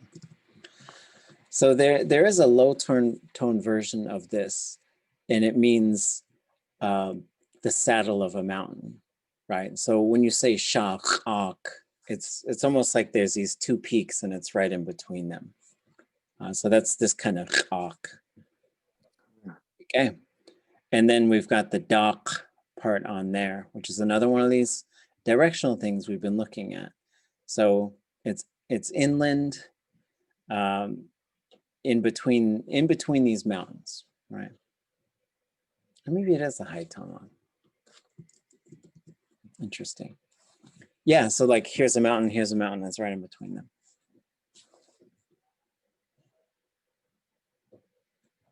Okay.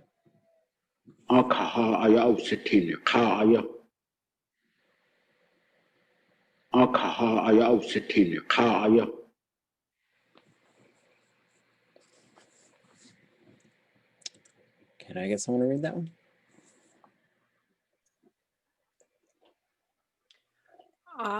Kaha aya ausitini ka aya. Sheesh. And what I heard was the sitini, so to have seen, I think. Yeah, well. Yeah. So maybe he sees a person? Yes. Yeah, well. And we'll look at what this first part is too. It's a little bit more complicated than those, or maybe a little bit newer. So yeah, so ausitin is they see them, right? Like singular. Those are both singular. So that's what that one is. What this little I is doing here is this is turning the verb into an adjective. So when you say this verby noun, it's that type of noun.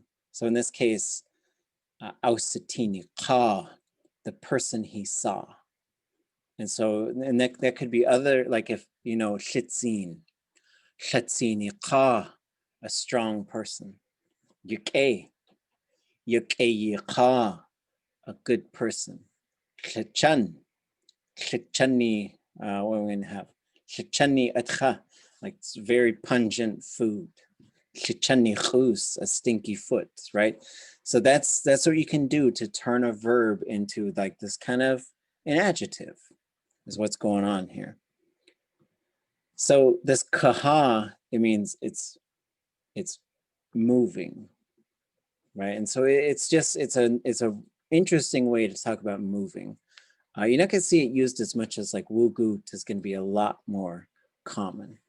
But when he says kaha, it's saying he got there. He made it there. Aya ausitinya ka aya. So when he got there, there was this person he saw.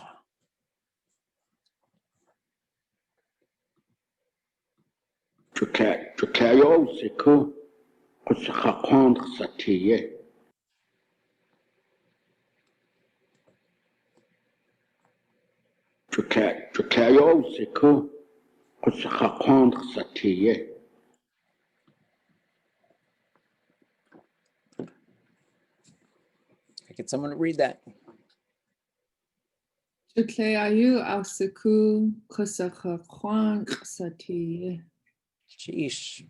Now, what do you recognize? Suddenly he knew there was a cannibal here. Yeah.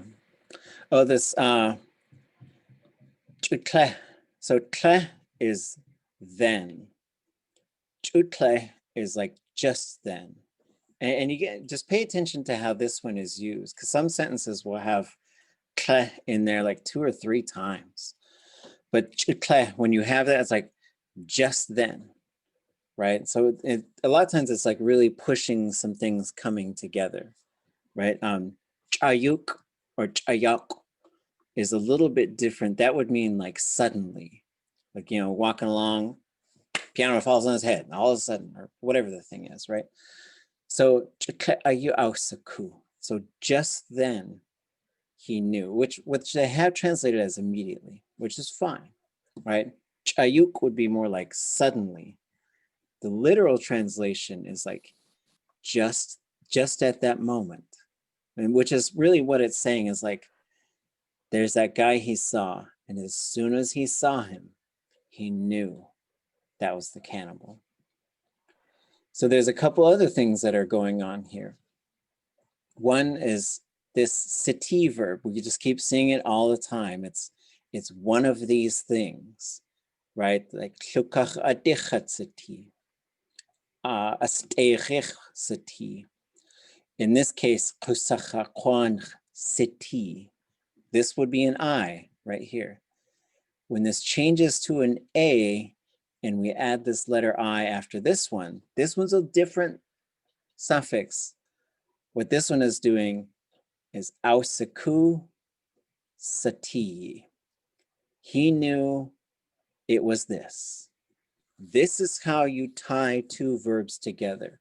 Exact same process to say yak'e ichsatini. That's what that I is doing on that second one. It's blank, that blank. That's the basic way you do that. So in this case, ausaku, and this could be any other kind of verb, and you would throw that suffix on there. Kind of curious about something. Like I always get caught up with that part. Is it talking about a people of cannibals, or is he talking about a man-eater? That's a good question, because I think Kosachakwan is, in this case, it's like a monster. The word itself would literally mean the people of eating people. It's a weird thing, because Kwan is usually associated with a place. And it's an actual people at one point too that was referred to as much. Yeah, so I think in the Tlingit way, like people go, they become a different thing once they start eating other people. I see. When they make like an image of this thing though, or sometimes when they translate it, it's some kind of giant. So it was more than just a piece, right? So that Ḳutí, you know, that was a very specific thing. And so, yeah, and that's important to remember with this story, because if someone just became a cannibal, you wouldn't know it just by seeing them. I don't think, but I maybe something happens with their eyes or something. I don't know. But in this case, like once he knew this was the thing that had been killing the people, right? So there's different versions of this story, and what's really interesting is the Tsimshian have a version of this story. Other folks, there's versions of this story that exists throughout the Northwest Coast.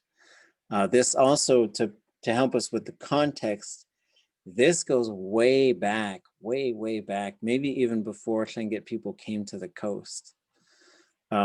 This story is the imagery from this story is used primarily by the Táax'aa. And there might be other clans who use things like Táax'aa and Táax'aa are very closely related to Táax'aa. The image of this giant was used in Tlingit on house posts and things. But the story is pretty well known in a lot of different places. When Cyril George told this story, so Robert Zuboff is Ḳutí. Cyril told us that Ḳutí comes out of Táax'aa. But Ḳutí got absorbed into Daeshitan. And then when Cyril told it, he told it as part of the Daeshitan and Táax'aa migration story.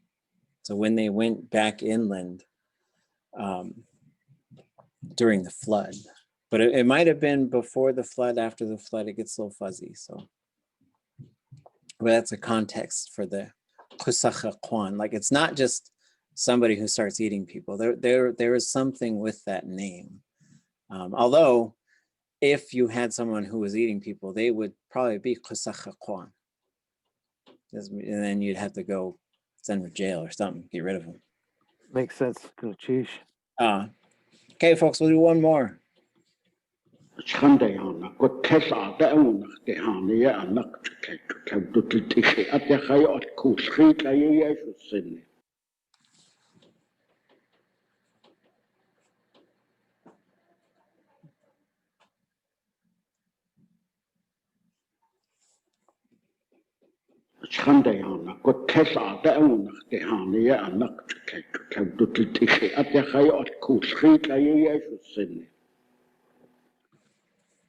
Okay, someone gets the fun one. This one's great. They're all great, but he gets really excited during this part. Someone's got to read. We got 1 minute left. No time to wait. No. All right. Ashkhande ya nagut tles ade au nach die hane ye anak chutle woodley ich at yach ayu akul khets ayu ye ash usane. Okay, good as cheesh. That is a tough section. There's lots of things in there. So anything you recognize? Yeah, Khande Yan Nagut, walking for Chutle and then or just then.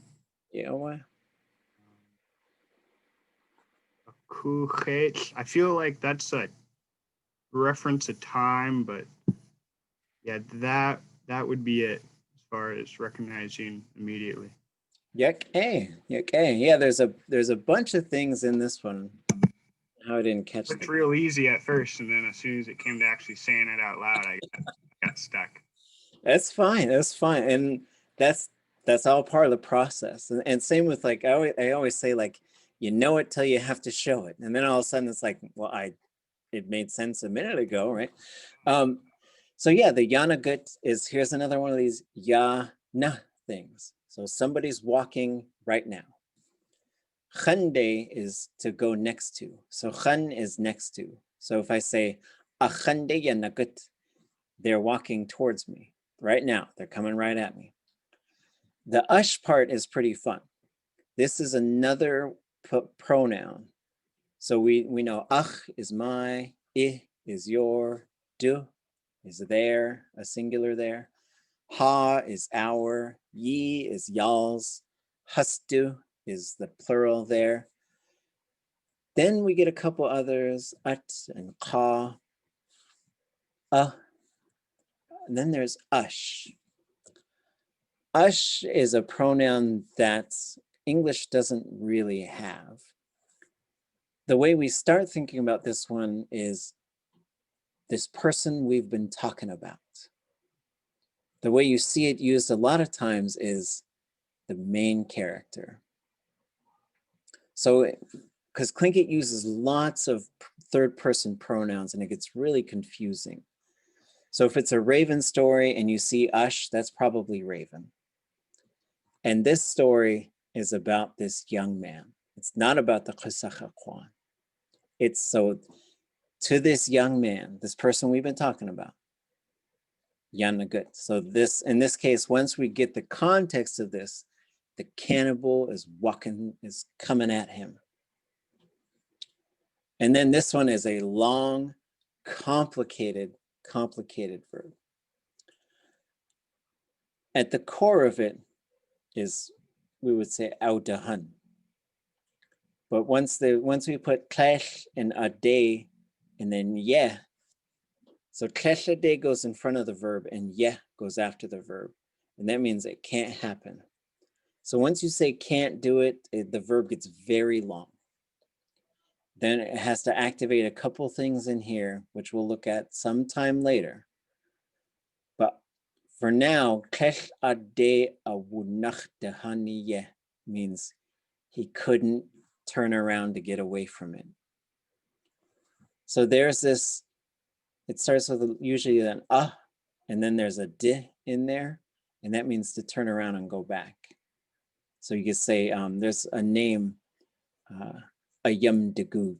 That's a name in the interior. It means they turned around and went back. Anak would be to get away from it. So combined, this sentence with a very long verb in it says there's no, he couldn't get away from it. Right? This cannibal's coming at him and he should have just turned and got out of there. But he couldn't. And why couldn't he? Because he was just like a frozen thing. So here's this other wudlitik means it's frozen. Wudutlitiki means somebody froze it. Wudutlitiki at somebody, it's something somebody froze. Yach is like. Akulchek is the noun, fear. There's a verb, ach akauchlechek, I'm afraid of it. And there's even more, and we'll pick this one up next week as well.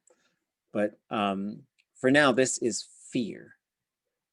Ye ush wusene. Here's the ush, same one right here. This is that young man. Wusene. So this is saying fear did it to him. There's a bunch of stuff packed in here. It's a really, like, linguistically, there's a bunch of fun, complicated stuff going on in here. And when you listen to Bob Zuboff, he's like, so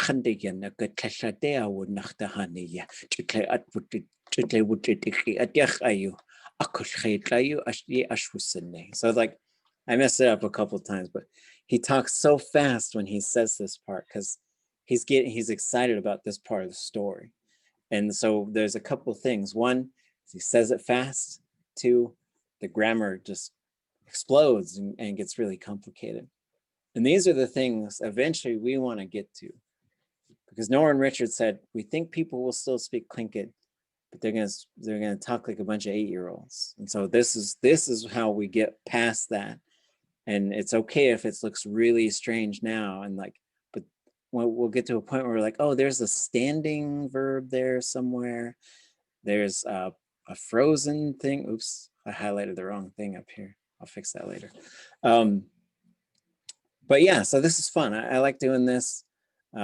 Again, like I started this PowerPoint thing a decade ago plus, so it's fun to pick it back up and try and fix it. And I got some more things to always fix, but Gunis chish Johan, yak echa, wishegach tu steen.